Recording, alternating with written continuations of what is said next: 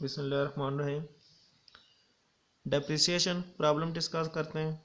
इससे पहले हम स्ट्रेट लाइन मेथड डिस्कस कर चुके हैं। आज हमने डिस्कस करना है डिमिनिशिंग बैलेंस मेथड।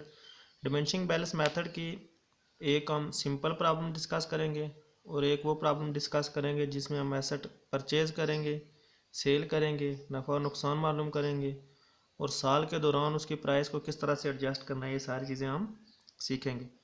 तो अभी तक आप लोगों में से जिसने चैनल सब्सक्राइब नहीं किया, आप सब्सक्राइब कर लें ताकि आपको रोज़ाना की बुनियाद पर ये वीडियो मिलती रहे। तो अभी ये प्रॉब्लम सॉल्व करते हैं जी। Company has purchase building for Rs 50,000 and it is decided to provide depreciation at 10% per annum on diminishing balance method. इस प्रॉब्लम को हम सॉल्व करते हैं। अभी सिंपल प्रॉब्लम है। बिल्डिंग अकाउंट हम बना रहे हैं जी। कास्ट है हमारे पास 50,000 और रेट ऑफ डेप्रिसिएशन है 10%। तो हमारे पास जो पहले साल डेप्रिसिएशन आई है वो आई है 5,000। हम इसको एडजस्ट करते हैं। डेट हमें नहीं दी हुई है तो हम लिख लेते हैं 4 साल के लिए हमने अकाउंट बनाना है। तो फर्स्ट ईयर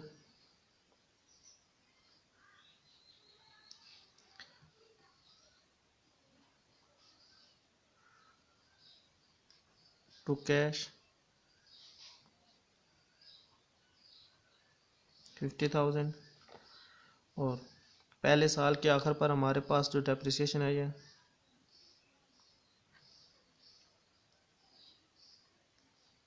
बाय डेप्रिसिएशन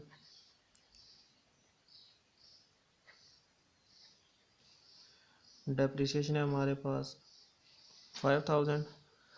अब हम इस साल का जो अकाउंट है इसको हम क्लोज करते हैं जी।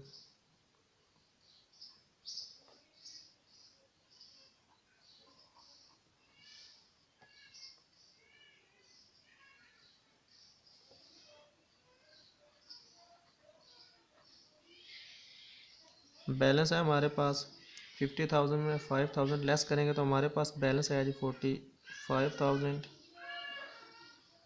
इस बैलेंस को हम नेक्स्ट साल में लेके जाएंगे जी। तो दूसरे साल सेकंड ईयर हमारे पास जो बैलेंस है वो है जी 45,000। अब क्योंकि डिमिनिशिंग बैलेंस मेथड है तो दूसरे साल की जो डेप्रिसिएशन हम मालूम करेंगे वो 45,000 पे मालूम करेंगे। तो ये हमारे पास है 4,500। अब हम इसको एडजस्ट करेंगे और इसी तरीके से जो नेक्स्ट साल की डेप्रिसिएशन है हम इसको एडजस्ट करते जाएंगे। तीसरे साल का जो हमारे पास बैलेंस है दूसरे साल के आखिर पर वो हमारे पास है जी 40,500 40,500। अब इस पर हम डेप्रिसिएशन मालूम करेंगे 10%। तो ये हमारे पास है जी 4,050। अब हम इसको एडजस्ट करते हैं। चौथे साल हमारे पास जो बैलेंस है वो है जी 36,450।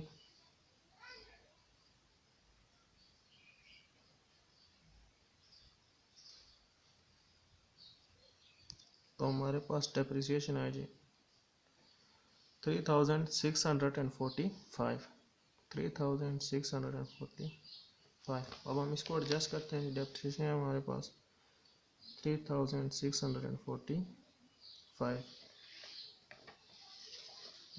डेबिट साइड है हमारे पास ये 450 हमारे पास जो बैलेंस है हमारे पास जी 32,700। हमारे पास बैलेंस है 32,805। तो ये हमारे पास हमने 4 साल के लिए अकाउंट बनाया है। ये हमारे पास मुकम्मल हो। नेक्स्ट हमारे पास प्रॉब्लम है जी। A firm of manufacturer whose books are closed on 31st December purchase machinery for Rs 50,000 on 15 January 1980. Additional machinery was acquired for Rs 10,000 on 1st July 1981 and for Rs 16,466 on 14th April 1981. 1984. Certain machinery which original cost Rs 10,000 in 1980 was sold for Rs 5,000 on 30th June 1983. Give the machinery account for 5 year, writing of depreciation at 10% on the written down value. तो हमें यहाँ पर return down value दी गई है।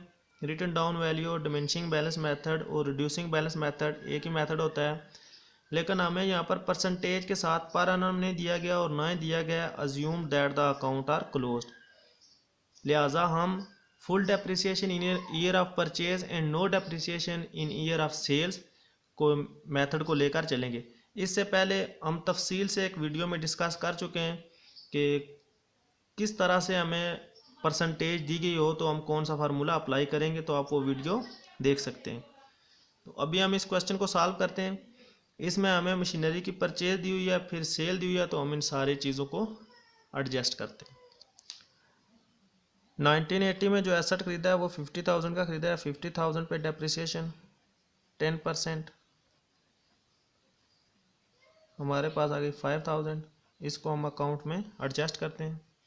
पहले साल की हमने डेप्रिसिएशन मालूम किया। 1981 में हम 10,000 की मशीनरी नई परचेज कर रहे हैं।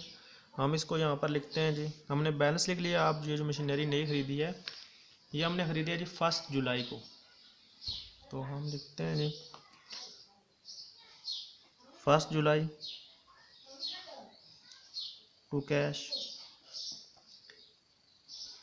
अब क्योंकि full depreciation in year of purchase है तो लिहाजा हम इन दोनों एसेट को जमा करेंगे और डेप्रिसिएशन मालूम करेंगे, यानी कि 45,000 और 10,000। हमारे पास बैलेंस आ गया जी 55,000। 55,000 पे हम 10% डेप्रिसिएशन मालूम करेंगे तो हमारे पास आए जी 5,500 डेप्रिसिएशन हमारे पास आ गया। हम इसको लिखते हैं जी। डेप्रिसिएशन हमने लिखी है 55,000, डेप्रिसिएशन हमने लिखी है 5,500 और अब बैलेंस है हमारे पास। बैलेंस हम मालूम करते हैं जी। इधर हमारे पास है जी 55,000, इधर भी हमारे पास है 55,000 और बैलेंस हमारे पास है 49,500। 1982 में हमने कोई एसेट सेल नहीं किया, कोई एसेट परचेज नहीं किया, तो हमारे पास जो बैलेंस है हम इसी बैलेंस पर मालूम करते हैं। तो हमारे पास डेप्रिसिएशन जो है 4,950 आएगी। हम इसको एडजस्ट करते हैं। हमारे पास जो बैलेंस है वो बैलेंस है हमारे पास ये 44,550, जबकि हम 1983 में हम मशीनरी जो 1980 में हमारे पास 10,000 रुपये की थी वो हम 5,000 रुपये में फ़रोख्त कर रहे हैं। हम इसकी एडजस्टमेंट करेंगे जी और फिर डेप्रिसिएशन मालूम करेंगे। मशीनरी जो 1983 में हमने फ़रोख्त की है 5,000 की, जबकि 1980 में उसकी कीमत थी हमारे पास 10,000 रुपये, तो हम इसको एडजस्ट करते हैं। 1983 में हमने मशीनरी फ़रोख्त की है जिसकी प्राइस 1980 में थी, 50,000 में शामिल थी 10,000 रुपये की मशीनरी। तो हमारे पास अभी ये जो बैलेंस है इसमें दो मशीनरियों की प्राइस शामिल है, एक 50,000 वाली और फिर जो 10,000 वाली मशीनरी हमने खरीदी है।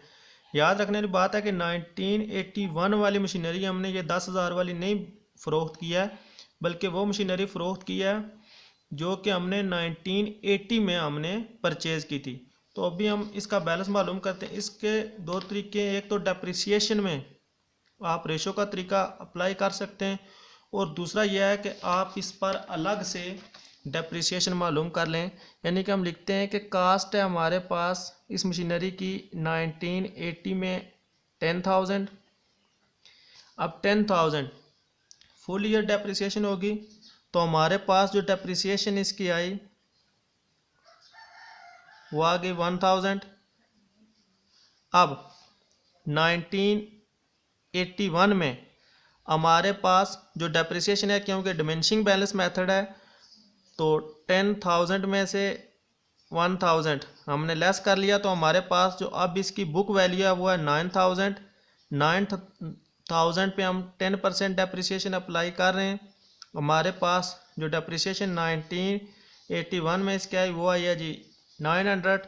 अब 1982 में हमारे पास इसकी जो वैल्यू है, अब 10,000 में से ये 1,000 भी और 900 भी, जो अभी हमने 900 जो अभी हमने डेप्रिसिएशन कैलकुलेट किया, दोनों लेस हो जाएंगी। तो 1982 में इसकी जो कास्ट है हमारे पास वो है 8,100। तो हमने डेप्रिसिएशन मालूम की है 8,100 पे 10%, तो हमारे पास जो डेप्रिसिएशन आई है वो आई है 810।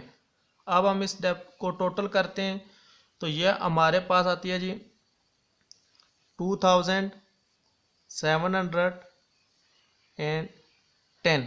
अभी हम देखते हैं कि हमारे पास जो डेप्रिसिएशन है इसकी बुक वैल्यू क्या बनती है। अब इसकी कास्ट प्राइस जो 1980 में थी वो थी 10,000 लेस एक्युमुलेटेड डेप्रिसिएशन।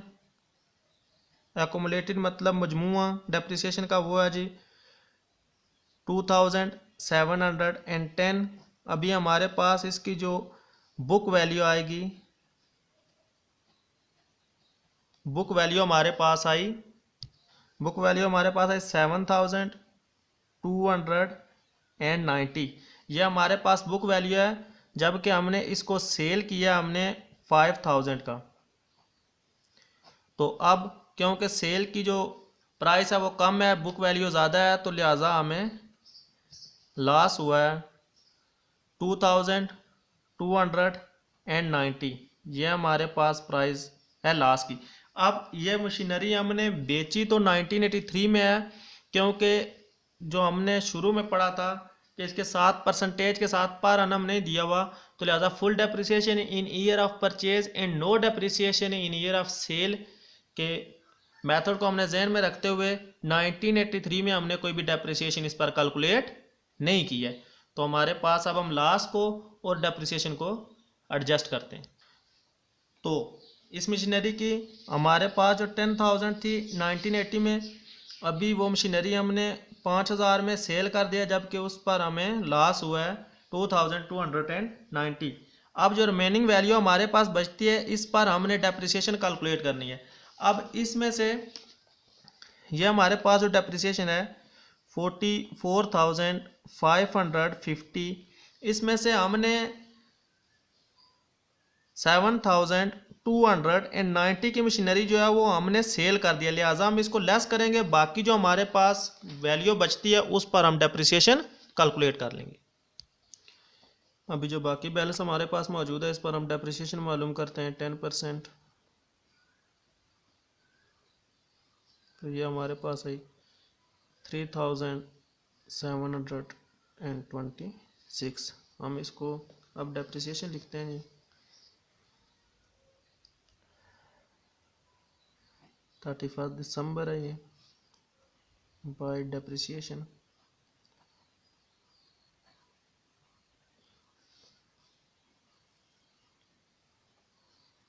और इसके बाद हमारे पास आ जाएगा जी बाय बैलेंस।